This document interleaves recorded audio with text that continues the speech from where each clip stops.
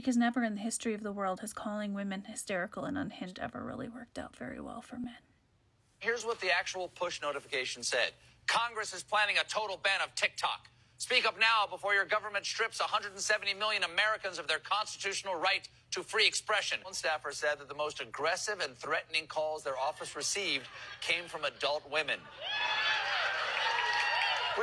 Which makes sense. If you spend any time on TikTok, you know that the most unhinged users are grown-ass millennials who still describe themselves by their Hogwarts house. See there, that's the unhinged video where I talked about IVF clinics being closed in Alabama due to their ruling that embryos were children. Or here, where I hysterically informed my audience that, in fact, Alabama had deemed those embryos were children, even in petri dishes. Or all the unhinged women who helped bring attention to the next Benedict case before national news even bothered to pick it up. Or here, where I hysterically shared Brittany Watts' story. You know, the woman who had gone to the hospital, was sent home to have her miscarriage, and then they tried to charge her for how she handled it. Oh, in this, where I was so unhinged that I thought I should bring it to the attention of Oklahomans who had just elected a Baptist preacher who wanted to outlaw everything from abortion to porn. You can call us hysterical, you can call us unhinged, but you'd be pretty unhinged too if they were coming for your bodily autonomy. I think it's pretty unhinged that it's still legal for students to do invasive exams while you're under anesthesia without your consent.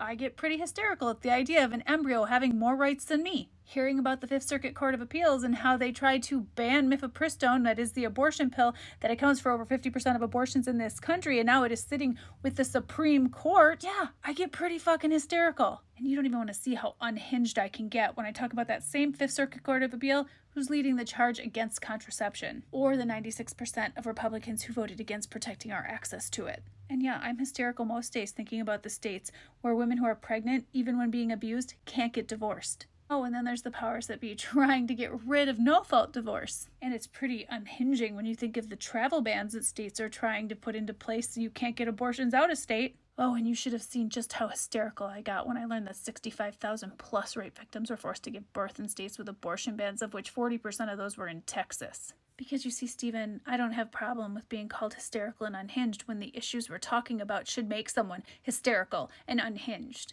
This app isn't some frivolous little toy. This is a lifeline for most of the women in this country. Without which, if we had to rely on people like you in the national news and the people in power, we wouldn't know what was happening until it was too fucking late. But by all means, call us unhinged, call us hysterical.